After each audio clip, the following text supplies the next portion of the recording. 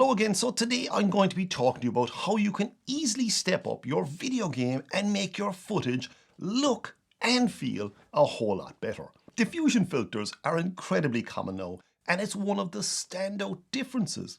You will notice immediately when you look at a blockbuster film and then you look at some of your own footage. Your footage has this pixel popping digital sharpness that just jumps off the screen and slaps you across the face with this over-enthusiastic digital detail. This can be super distracting and just that bit too real. This takes the movie effect out of it and you no longer have this surreal effect your viewers are used to watching. So come on, let's get into it and I'll walk you through it.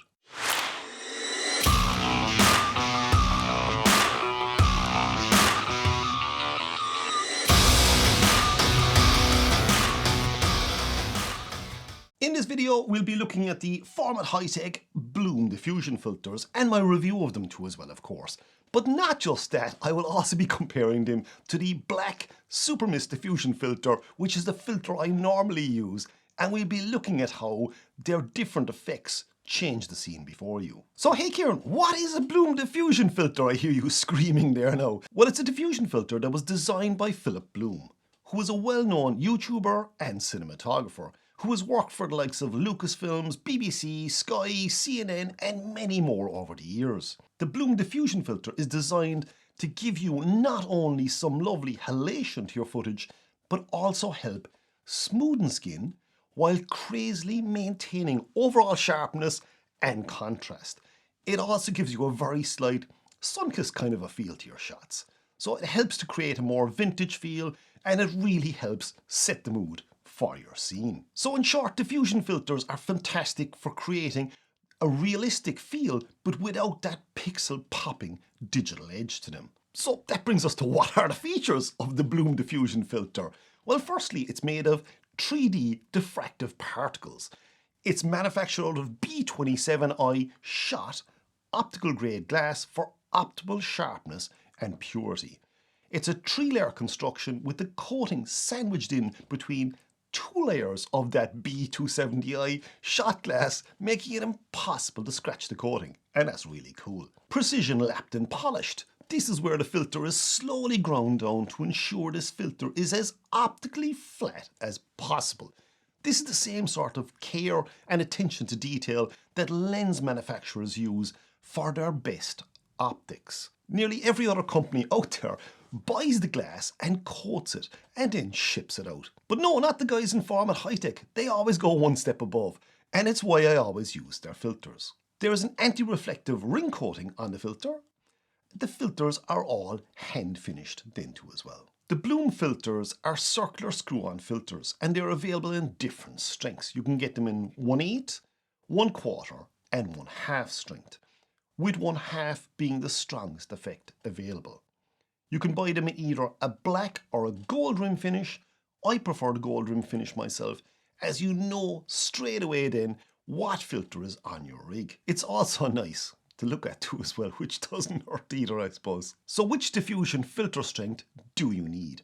Well, in short, it depends on the intensity of the effect you want in your footage and also the focal length of your lens that you're using at the time. Longer focal length lenses will intensify the effect of diffusion filters. So now it's about time I stopped talking and actually showed you the diffusion filter. So we're going to just pop the box open. Give me 1 second. So inside there you then have the packaging, plastic packaging. I'm going to pop that open and this is the diffusion filter itself. And as you can see, this diffusion filter has a lovely gold rim finish on it. It's a really nice finish and it looks really well on your camera lens. Now is probably a very good time to mention that I've been shooting this video with the 1/8 Bloom diffusion filter. And as you can see, it really does help to soften the skin a small little bit and it just makes your footage look that small bit more realistic. So what I'm going to do now is going to add a light in the background. We're going to see what sort of halation we're getting or sort of bloom we're getting off the light itself. So I just added a torch here now from my mobile phone just to give you an idea. I don't want to overpower it by adding too many direct lights. But what I'm doing here now is I'm shooting this with the 1/8 Bloom diffusion filter at 35mm, and as you can see, it's neither too soft nor too strong. Now I'm also going to be comparing this with the black SuperMist diffusion filter in a couple of seconds.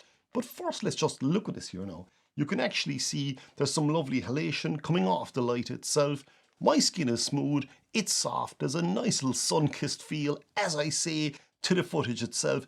And this is kind of the effect I'm going for here now at the moment. And this is with the 1/8 filter. So this is the 1/4 filter here now at the moment.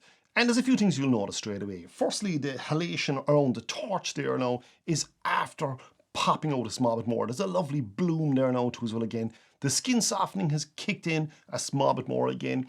And also that sun-kissed kind of a feel has just got a small bit stronger. So that's going from 1/8 to 1/4, and we're going to try the half now. This then is the 1/2 diffusion filter, and as you can see, the halation around the light has got stronger again, and the skin smoothing is in full effect now too as well.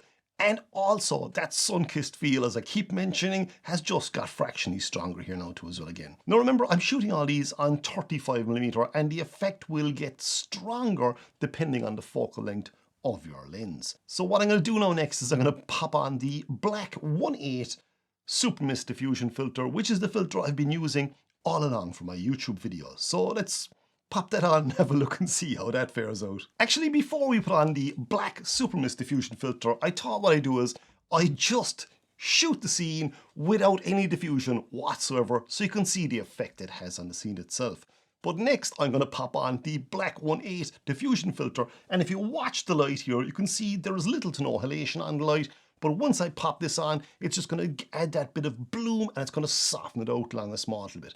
So let's pop on the 1/8 black SuperMist now. So here we are now with the Formatt Hitech 1/8 black SuperMist diffusion filter. And as you can see, there's some lovely halation again around our light, bit of skin smoothing and whatnot kicking in, and it just makes the footage less pixel popping, I suppose, or less digital, I suppose. It just softens it out nicely, and it just gives it a slightly more professional feel. So what I'm going to do next is going to pop on the Bloom 1/8 diffusion filter, and we're going to see how that compares to the black SuperMist I'm using right now. And here we are back again to the Formatt Hitech 1/8 Bloom diffusion filter, and we're back to our lovely halation around the light, skin smoothing, and slightly more of a sun-kissed feel to our image. After using the Bloom filter now for the last 2 months, I have to say this really is a very nice diffusion filter, and I'll certainly be keeping it in my gear bag. I still find the 1/8 filter is the one I prefer, and I have even started using them now too as well for my photography. I use the 82mm filter tray, and if I have a smaller lens tray, I just use step rings then to adapt the filter to that lens. So in short, if you shoot video a lot, these are fantastic. They are so small, and there is no reason why you shouldn't have one with you at all times. So thanks again for watching, everyone. See you out there, and see you in the next video. Mind yourselves.